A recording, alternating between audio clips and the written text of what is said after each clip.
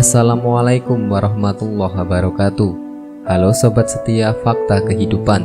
Tidak lupa kami sampaikan salam sehat, salam sejahtera. Semoga tercurah segala bentuk kebaikan dan juga kita semua dalam lindungannya.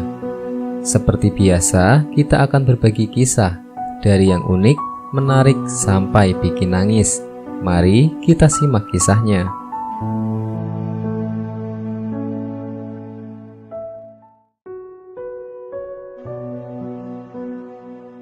Kisah nyata memilukan. Jamaah haji ini tak mampu menatap Ka'bah meski sudah di tanah suci.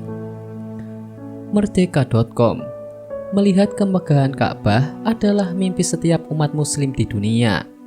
Tapi menatap langsung, bahkan mencium Hajar Aswad tak bisa dilakukan dengan mudah oleh seluruh pemeluk agama Islam, khususnya di Indonesia.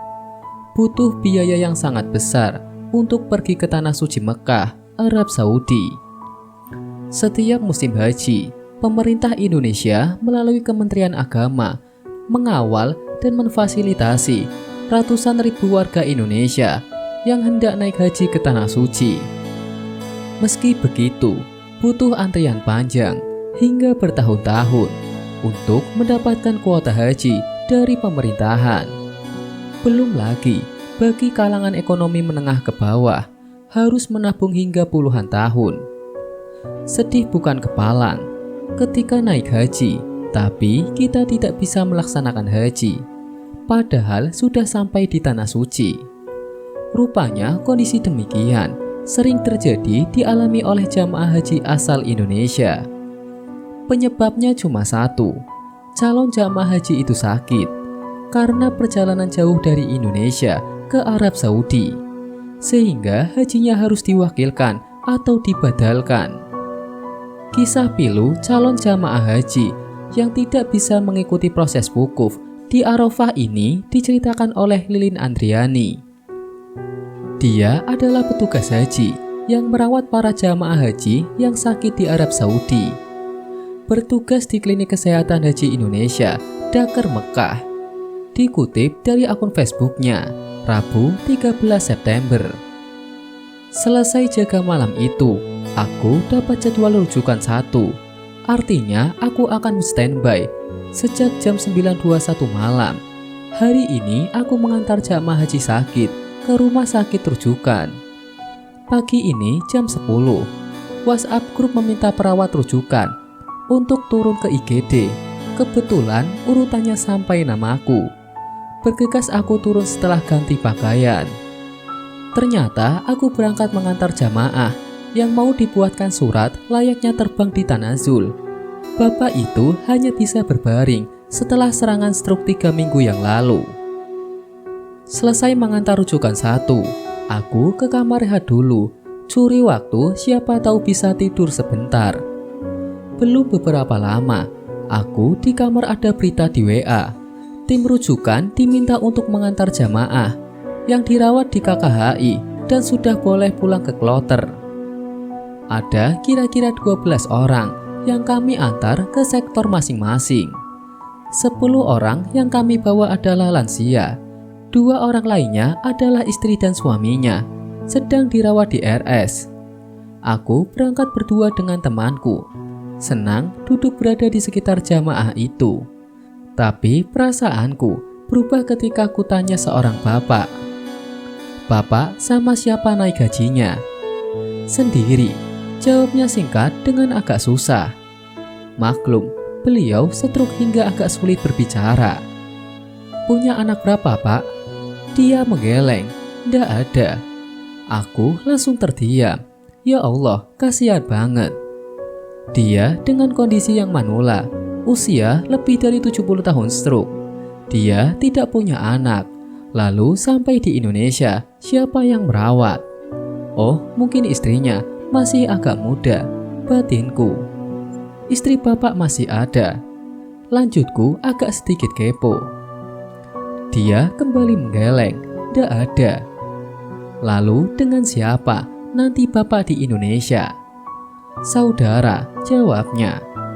Aku dan temanku saling lirik dan terdiam. Ada sedikit sedih di hatiku.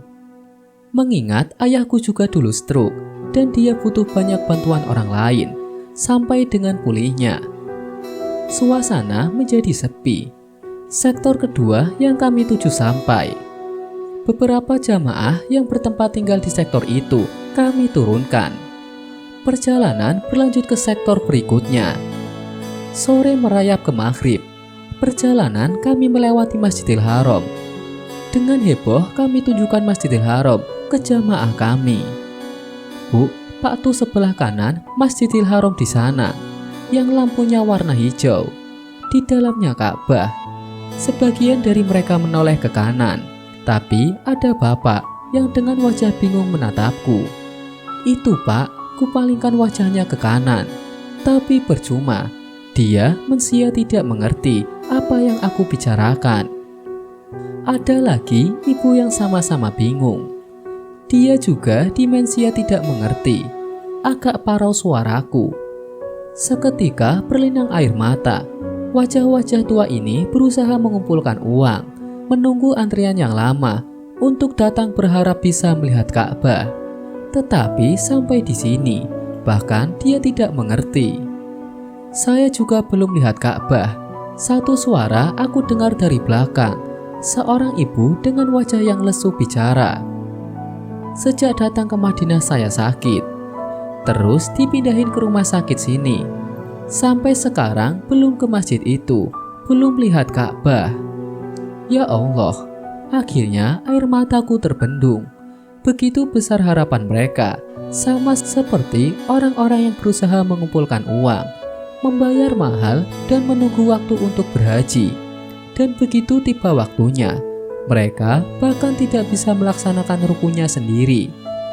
Sebagian dari manula yang kami bawa ini hajinya dibadalkan atau diwakilkan.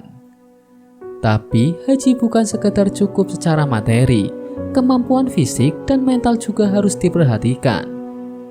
Bayangkan betapa mahal harga istitah yang sebenarnya. Mereka yang manula terbang 10 jam perjalanan, sampai di tanah suci sakit karena kelelahan, dirawat dan tidak mampu untuk melaksanakan rukun dan kewajibannya, lalu pulang ke tanah air dengan kondisi sakit atau tanazul awal dan belum melihat Ka'bah. Semakin sedih rasanya. Terima kasih ya Allah, di usiaku yang masih kuat ini, Engkau memberikan aku kesempatan untuk melaksanakan haji bahkan sambil merawat jamaah-jamaah yang sakit. Ya Allah, semoga Engkau terima hajiku dan semua muslim yang berhaji menjadi haji yang mabrur.